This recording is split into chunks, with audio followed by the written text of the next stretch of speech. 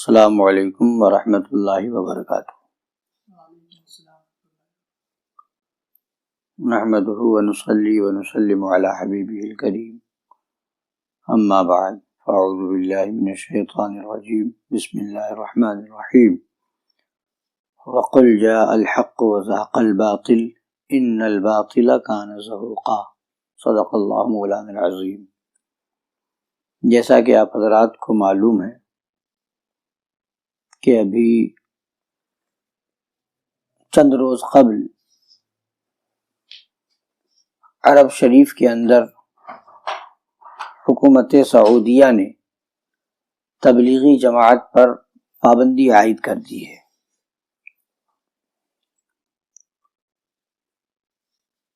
اس بات کو لے کر پورے وہابیوں دیوبندیوں میں تبلیغی جماعت والوں میں ایک ہنگامہ برپا ہے، اور اس سے ابھی چند سال چند مہینے پہلے یہی وہابی اور دیوبندی تبلیغی جماعت والے یہ کہتے پھر رہے تھے کہ اسلام مکہ شریف سے پھیلا ہے، اسلام مدینہ شریف سے پھیلا ہے، لاہور سے اور ملتان سے نہیں پھیلا، جیسا کہ ابھی آپ سماعت فرمائیں مولوی طارق جمیل نامی شخص نے یہ بیان کیا ہے۔ حرم شریف میں نماز نہیں پڑھتے امام کے پیچھے کہ جنہاں دے پیچھے نماز ہوندی نہیں، یہ وابی ہیں۔ یہ دین مدینے سے آیا تھا یا ملتان سے آیا تھا؟ مکے سے آیا تھا یا لاہور سے آیا تھا؟ کیا ظلم و ستم ہے، وہ کس قدر جاہل۔ میں نے خود اپنے کانوں سے ایک کلپ سنا کہ مسجد نبوی کے امام کے پیچھے نماز نہیں ہوتی، یہ گستاخ رسول۔ اب میں طارق جمیل صاحب سے یہ پوچھنا چاہتا ہوں، کہنا چاہتا ہوں کہ اب ہمت کر کے اپنی بات کو پھر دہرائیں اور یہ کہیں کہ اب تبلیغی جماعت کے تعلق سے لاہور، کراچی، ملتان، دیوبند، بھوپال، لکھنؤ، دہلی سے جو بات کہی جائے اس کو نہ سنے، اسے نہ مانے، اس بات کو مانے جو بات مکہ شریف اور مدینہ شریف سے کہی جا رہی ہے، یعنی اس لیے کہ اسلام وہاں سے پھیلا ہے، اس لیے کہ دین وہاں سے آیا ہے، تو لہذا طارق صاحب اعلان کریں کہ جہاں سے اسلام آیا ہے وہیں سے تبلیغی جماعت پر پابندی لگ گئی ہے، لہذا اے لوگوں اپنے اپنے علاقوں میں، اپنی اپنی بستیوں میں ان تبلیغی جماعت والوں پر پابندی لگا دو، ان پر بین لگا دو، انہیں آنے نہ دو۔ اس معاملے میں نہ لاہور والوں کی سنو، نہ ملتان والوں کی سنو، نہ دیوبند والوں کی سنو، نہ لکھنؤ والوں کی سنو، نہ دلی والوں کی سنو، اس لیے کہ اسلام مکہ شریف سے آیا ہے، مدینہ شریف سے آیا ہے، لاہور سے نہیں آیا ہے، ملتان سے نہیں آیا ہے، دیوبند سے نہیں آیا ہے، دلی اور بھوپال سے نہیں آیا ہے، لہذا وہیں کی سنو۔ تو اب طارق صاحب یہاں بھی وہ بات دہرا دیں تاکہ سمجھ میں آئے، جو کل کہتے تھے، جو کل ان کی بولی تھی وہی بولی آج بھی ہے۔ اب دوسری بات یہ کہتے ہیں معاذ اللہ رب العالمین کہ خدا اتنا کمزور ہے کہ اپنے نبی کے گستاخ کو حرم شریف کے اندر، مسجد نبوی کے اندر کھڑا کر دیا ہے۔ ہمارا خدا اتنا کمزور نہیں ہے۔ ان کی کلپ سنیے۔ کیا میرا رب اتنا کمزور ہو گیا ہے؟ میں تو اپنی مسجد میں اپنے کسی مخالف کو کھڑا نہیں ہونے دیتا ہوں، تسی تے کھلو من دو گے کسی؟ تو میرا رب اتنا کمزور ہو گیا کہ اپنے حبیب کے مصلی پر اسی کے گستاخ کو کھڑا کر دیا۔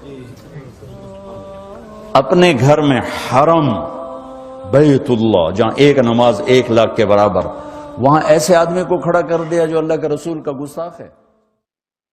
تو اب طارق صاحب اس وقت کے بارے میں کیا کہیں گے جب خاص خانہ کعبہ کے اندر 360 بت رکھے گئے تھے؟ تو کیا یہ کہنے کی ہمت کریں گے کہ اس وقت خدا کمزور تھا معاذ اللہ رب العالمین؟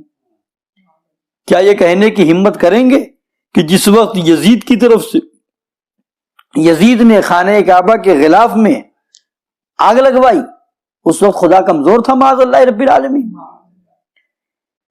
جس وقت یزید نے اپنے لشکریوں پر مسجد مدینہ طیبہ کی پاک دامن عورتوں کو حلال کر دیا تھا، کیا اس وقت خدا کمزور تھا معاذ اللہ رب العالمین؟ کیا یہ کہنے کی ہمت کریں گے کہ مسجد نبوی میں جب یزیدیوں نے 3 دن تک اپنے گھوڑوں کو باندھا تھا، مسجد کی حرمت کو پامال کیا تھا، تو کیا اس وقت خدا کمزور تھا معاذ اللہ رب العالمین؟ یہ جاہلوں جیسی بات کر کے قوم کو گمراہ کرنے کی کوشش نہ کریں، بلکہ حقیقت یہ ہے، بتایا یہ جائے گا امام حرم کا ہو یا امام لاہور کا ہو، امام مدینہ شریف کا ہو یا امام دلی اور بھوپال کا ہو یا ہندوستان اور پاکستان کا ہو، دیکھا یہ جائے گا عقیدہ کیسا ہے، عقیدہ اور ایمان کیا ہے۔ اگر اس کا عقیدہ صحابہ اور اہل بیت کے عقیدے پر ہے، ما انا علیہ و اصحابی کے مطابق ہے، تب تو اسے امام مانا جائے گا، اس کی اقتداء کی جائے گی۔